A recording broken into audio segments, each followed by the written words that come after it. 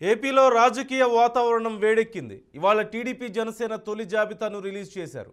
ఈ లిస్టులో నందిగామ నియోజకవర్గం టీడీపీ ఎమ్మెల్యే అభ్యర్థిగా తంగిరాల సౌమ్యకు టికెట్ ఓకే చేసింది టీడీపీ హైకమాండ్.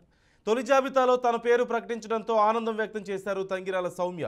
ఈ క్రమంలో సౌమ్య మద్దతుదారులు, పార్టీ శ్రేణులు భారీ ర్యాలీ చేపట్టారు. నందిగామ గాంధీ సెంటర్లో బాణాసంచా కాల్చి సంబరాలు చేసుకున్నారు టీడీపీ శ్రేణులు.